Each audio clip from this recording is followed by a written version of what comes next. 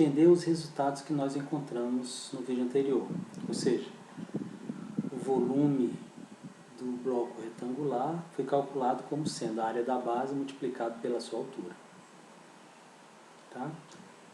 Vamos ver o que é que acontece se isso é válido para todos os blocos retangulares. Vamos lá então, página 484. Imagine uma pilha de CDs. Essa pilha tem a forma conhecida que é de um cilindro, já sabemos disso. Duas bases circulares iguais e paralelas. Isso aqui é paralelo a isso aqui. As bases são círculos, cuja distância do centro até a circunferência é chamada de raio. Tá bom? E a gente já viu que a área de um círculo é π vezes o raio ao quadrado. Foi isso que nós vimos, não foi? Pois bem. Se eu fizer uma analogia com o bloco retangular, o volume do cilindro, ou seja, a quantidade de matéria que ocupa esse espaço aqui, quantos círculos caberiam aqui dentro ao todo? Isso chama-se volume deste cilindro. A área da base, e quanto é a área da base de um cilindro? Π vezes o raio ao quadrado, multiplicado pela sua altura, distância entre as duas bases, tá? Então, o volume do cilindro é πr2h. Tranquilo, né? Veja que é a mesma fórmula, a área da base vezes a altura. Você vai ver que isso é muito importante a gente trabalhar com essa ideia. Olha só outros exemplos que ele deu aqui. Podemos estender esse resultado? Que resultado ele está se referindo? Aquele que eu já disse que você não pode esquecer. A área da base vezes a altura é o volume de qualquer prisma. Os outros prismas, ele deu exemplos aqui a seguir, pois eles têm características em comum.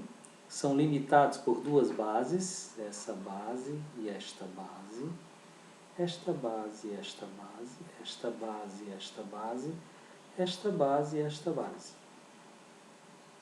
Paralelas, elas não se cruzam, ficam em cima e outro embaixo. Um em cima e outro embaixo, um em cima e outro embaixo, um em cima e outro embaixo. Veja bem, esses prismas, este prisma especificamente, ele tem duas bases, por isso ele chama-se prisma hexagonal, porque a base é um hexágono, ou seja, 6 arestas. 1, 2, 3, 4, 5, 6 arestas. Embaixo, 2, 3, 4, 5, 6 arestas em cima. Então, base hexagonal, o prisma é chamado hexagonal. Faces laterais são as que ficam em pé, é o que não é base. O que não é base é a face lateral. 1, 2, 3, 4, 5 lá atrás e 6 aqui na lateral de trás. Você já percebeu, né? Que a quantidade de arestas da base é a quantidade de faces laterais, é claro. Cada aresta da base forma uma face lateral. Tranquilo? E essas linhas pretas, sejam quais forem, só relembrando, né? São chamadas de arestas.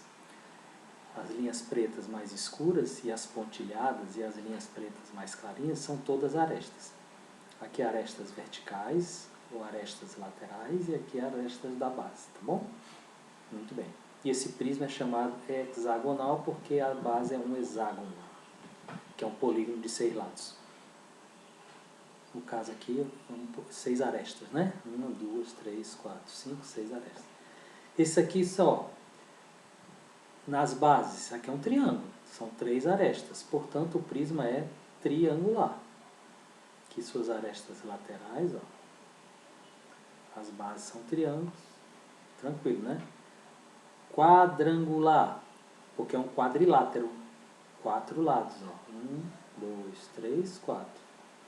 1, 2, 3, 4. Então o nome do prisma é dado pelo nome de sua base. Prisma pentagonal, porque a base é um pentágono. Penta quer dizer 5, né? Gono, em matemática, é um prefixo, um sufixo, quer dizer ângulo. Penta quer dizer 5, 5 ângulos.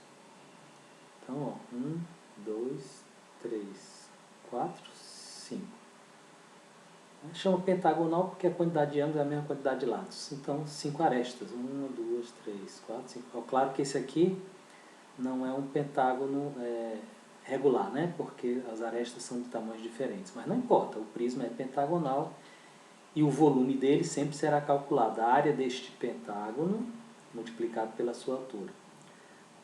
O volume deste quadrangular, a área deste quadrilátero multiplicado pela sua altura. A área desse, volume desse prisma triangular, a área deste triângulo multiplicado pela sua altura. Volume deste prisma hexagonal, a área deste hexágono multiplicado pela sua altura. Ou seja, o nosso problema estaria realmente em saber calcular a área de um hexágono, a área de um triângulo, a área de um quadrilátero e a área de um pentágono. Esse seria basicamente o problema matemático existente. Tá bem. Então, o que é que a gente quer que você saiba neste vídeo? Não pode esquecer a mesma coisa que você não podia ter esquecido no vídeo anterior. O volume de um prisma é a área da base multiplicado pela sua altura. Tá bem. Então, perceba que nós corroboramos, né? Nós vimos que para calcular a área de um prisma qualquer, inclusive de um cilindro, né? Nesse vídeo a gente viu o cilindro também é a mesma coisa, para calcular o volume destes sólidos, especificamente cilindros e prismas, o volume é dado pelo valor da área da base deste sólido, seja prisma ou cilindro, multiplicado pela sua altura. Se for um cilindro, a área da base é sempre circular, então vai ser sempre πr ao quadrado, onde r é o raio deste círculo. Não tem mistério, é sempre assim. Se for um prisma, aí não, aí eu tenho que trabalhar as áreas das diversas bases, porque as bases são polígonos, podem ter diversas formas. Nós vimos lá exemplo de hexágono, de triângulo, de quadrilátero e de pentágono, tá certo? Então, basicamente, o problema mais difícil para calcular o volume de um prisma, na realidade, é calcular a área de sua base. Tá legal? Vamos continuar no próximo vídeo ainda trabalhando os volumes dos sólidos geométricos. Até lá!